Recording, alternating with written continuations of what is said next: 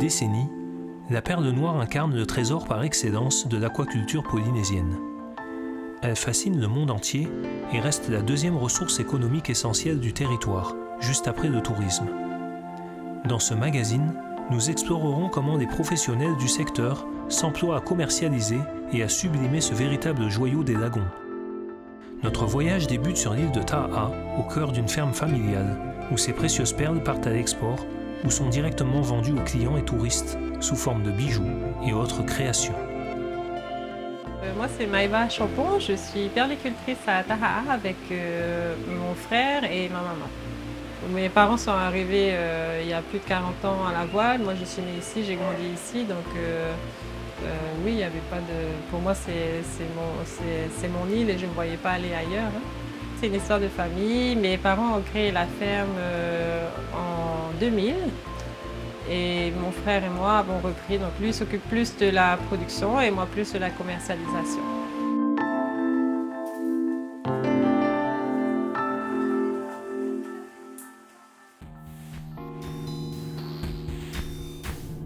Ouais, ça fait 7 ans que j'ai mon diplôme de perlicultrice, mais bien avant ça j'ai commencé avec mes parents, avec mon frère à être dans le milieu, hein, plonger avec les huîtres, savoir comment ça fonctionne. Tout ça, je le savais bien avant, mais j'ai passé le diplôme de perlicultrice il y a à peu près 7 ans.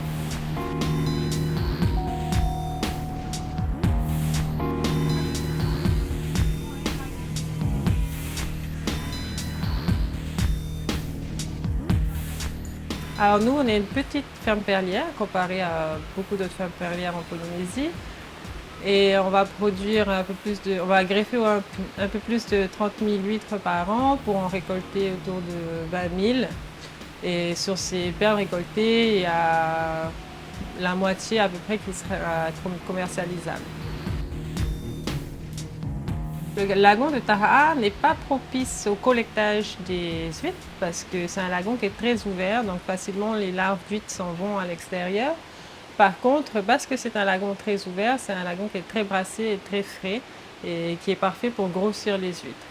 On essaie de collecter ici. Après, ça peut nous arriver d'acheter des huîtres, des naissins, des petites huîtres dans les tuamotu, donc soit en écloserie, soit en collectage naturel. C'est une fierté, et puis les perles de Taha ne sont pas très connues, pourtant elles méritent d'être reconnues autant que les perles des Gambiers. Hein. Parce qu'on a des conditions qui sont assez similaires avec un lagon frais, une île haute et on arrive à produire de très belles couleurs aussi. On a un très large panel de couleurs parce qu'on a fait ce choix-là aussi, vu qu'on axe nos ventes plus sur les ventes au détail plus que sur les ventes en gros. Donc on essaye d'avoir différentes couleurs et on a la chance d'avoir une île haute et on pense que les minéraux de la montagne pourraient impacter sur la couleur des perles que l'on peut obtenir.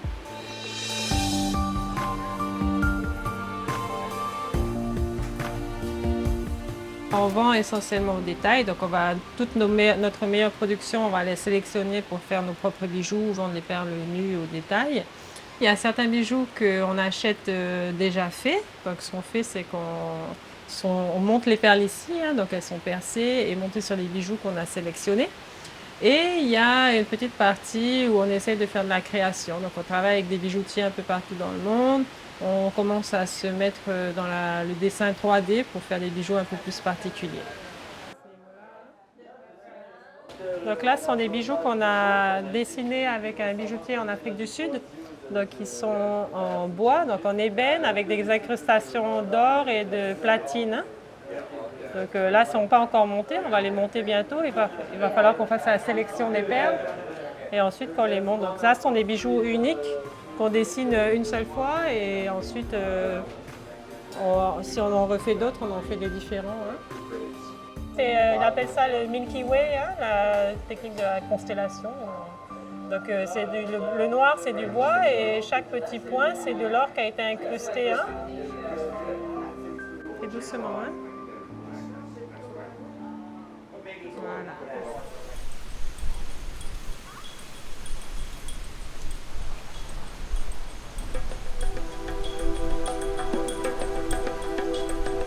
On appelle ça la chasse au trésor. Donc, les gens plongent pour aller chercher une huître et récupérer la perle qui s'y cache. C'est pas une activité qu'on fait tous les jours, c'est un petit plus à la visite classique qu'on peut faire à un touriste lambda qui vient visiter la ferme et qui veut apprendre sur la perliculture. Pour ce genre d'activité, on essaye d'avoir un rendez-vous pour pouvoir programmer un plongeur qui va les accompagner, hein. C'est généralement plus des touristes.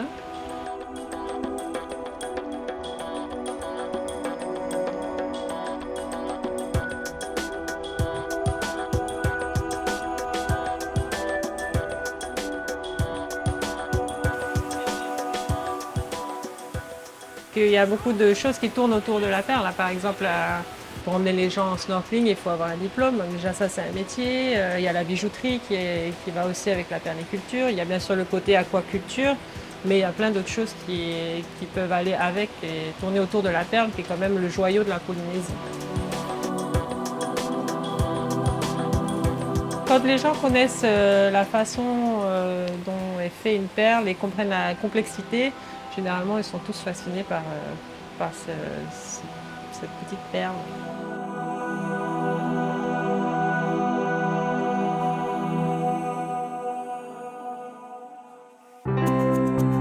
Après Taha, direction Papeete, où nous rencontrons Maeva, une productrice de perles reconnue dans le secteur.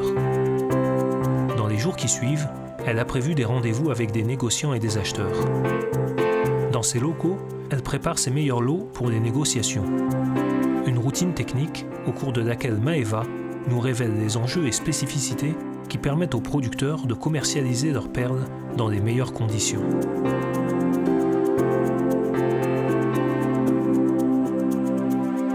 Alors, une fois qu'on a récolté les nacres, donc on récolte les perles, la phase avant commercialisation, c'est de les laver. On a besoin de les laver de manière à voir les défauts. C'est ce qui nous permet de pouvoir travailler sur la qualité. On commence à faire un tri de forme, ensuite un tri de qualité. Et on peut élargir le tri en allant jusqu'au tri des couleurs, au tri du lustre. Il nous faut plus de 4 ans pour produire une perle et pouvoir la vendre.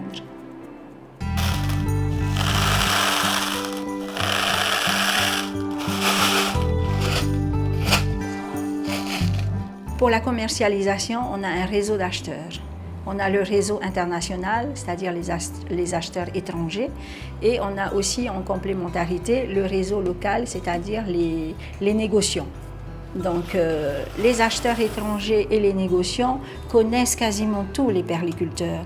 On est répertorié, on a des cartes de producteurs, donc ils savent vers qui aller, ils nous appellent pour nous demander si on a de la marchandise.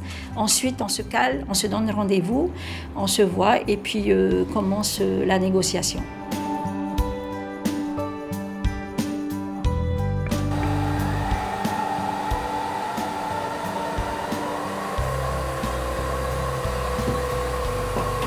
Alors la dark a beaucoup plus de valeur que la light. C'est pour ça qu'un producteur espère toujours faire plus de dark que de light. La couleur, elle est due au choix du greffon qui est effectué par le greffeur, c'est-à-dire le manteau de l'huître perlière. Donc si le greffeur nous choisit une belle couleur de manteau, de greffon, normalement, dans la majeure partie du cas, on récolte de belles couleurs dark. Mais bon, les lights, elles sont belles aussi, hein.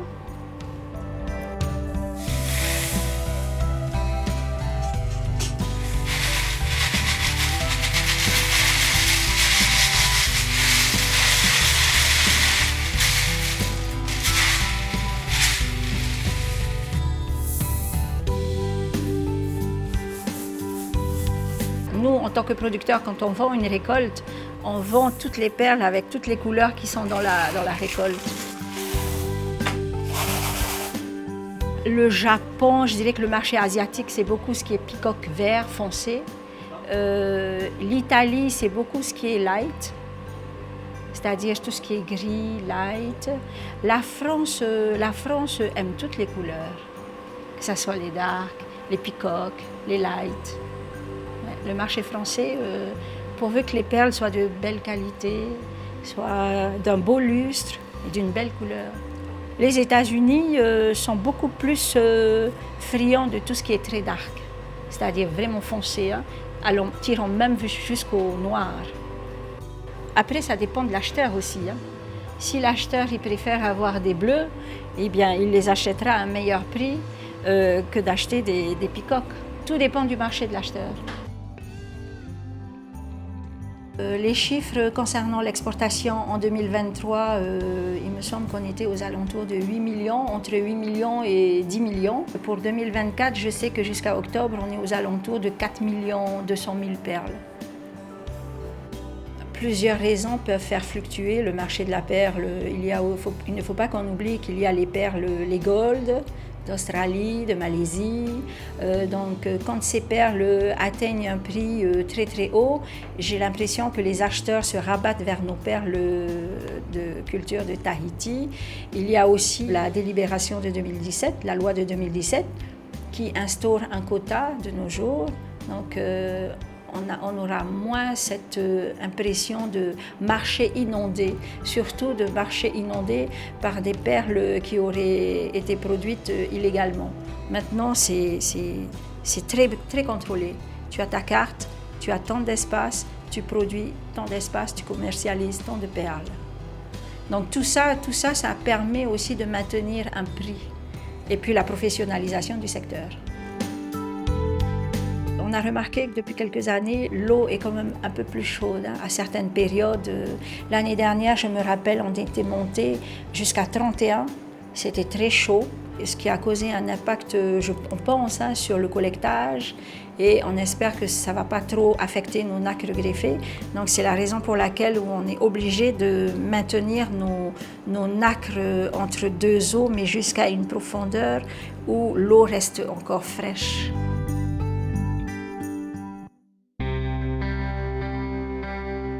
La perliculture, déjà, c'est un métier dur qui demande beaucoup d'investissement, aussi bien financier que personnel, beaucoup de sacrifices. J'ai passé beaucoup de temps dans les îles. J'ai parfois pas trop vu mes enfants grandir.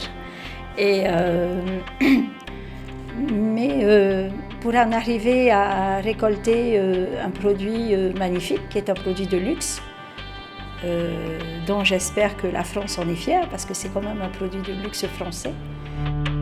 Iconique et fascinante, la perle noire peut compter sur des professionnels passionnés et déterminés à préserver son héritage. Ce secteur économique, véritable moteur pour notre territoire, continue d'incarner l'excellence et de rayonner bien au-delà de nos îles.